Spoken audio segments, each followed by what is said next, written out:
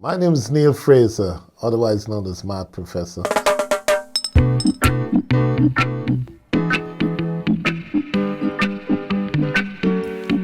yeah.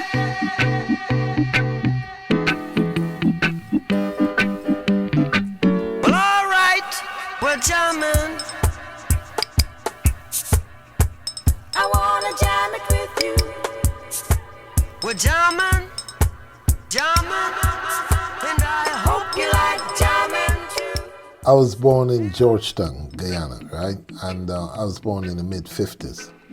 So by the time I started to grow up, radiograms were the in thing.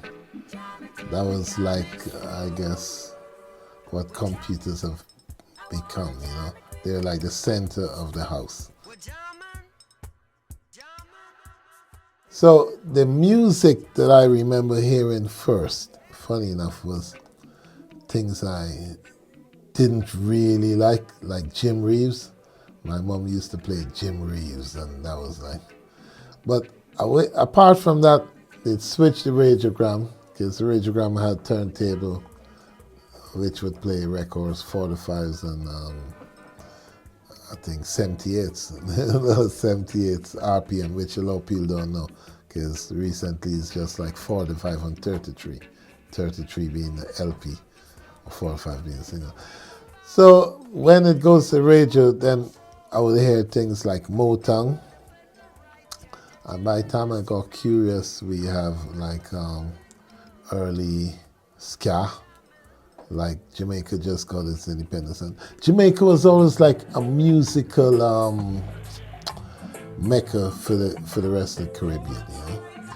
And even like a lot of calypso from Trinidad would have been recorded in Jamaica, you know. So I would hear things like Mighty Sparrow, and on the soul side, things like Marvin Gaye and Diana Ross. You know, Motown was big in the 60s in the Caribbean like anywhere else. Dub music actually evolved from, it's a long, but it's not so long, so because it happened quickly. I mean, I'm happy to have been around from the start, you know, and to see the whole development. Love you just a little bit. Come on, love you just a little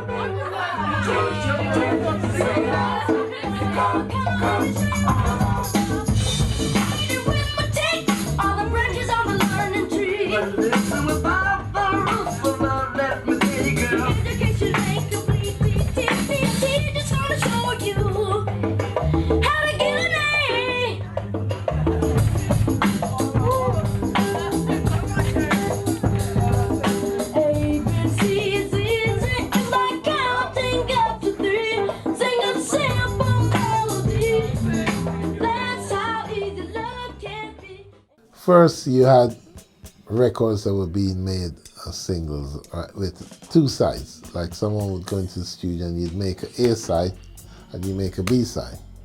Two different recording sessions with two different songs. Then someone hit upon the idea, well, look, like when we have multi-track, instead of recording two songs, let's just record one song, and on the B side, we use like an instrumental of the A side. And that caught on.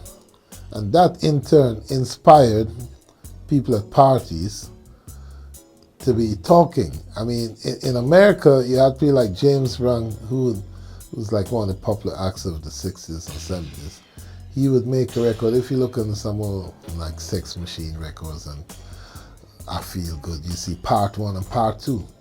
And part 2 was literally just a version of part 1. In Jamaica, engineers did the same thing because, you know, Jamaica used to like mirror America a lot, you know, quite a lot.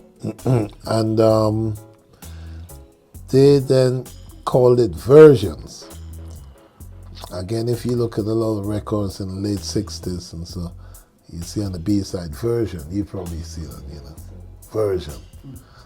So, and the version, again, was an instrumental thing where they played parties, and that in turn helped the development of the talkers, like people like Uroy and Dennis Al Capone and Big Youth. They would then talk, they would be in dances and parties and they would be talking, yeah man, wake the tongue and tell the people this is the musical this and that, you know. And then they put reverb on it. And the whole thing developed rapidly because the engineers, shut it up.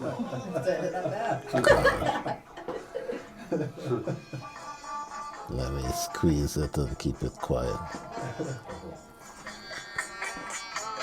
Talk to him, man. Talk to him at you, right? Just Oh, you gotta show that. Hi. 4 is the bass. 5 is the horns. I'm like mixing it.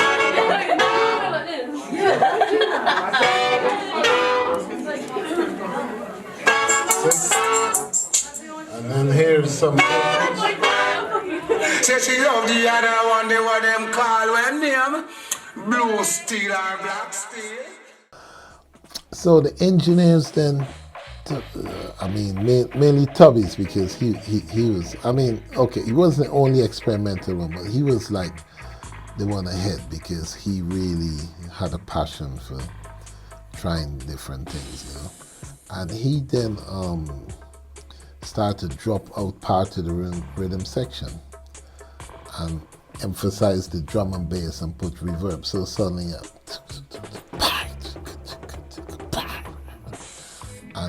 and in the dance, this was like a great atmosphere because we never heard, because normally engineers and effects were like contained within a certain level of a track, you know, you weren't pushing. Rhythm is a word that could mean so many things, you know. It depends on what end of the spectrum you're operating.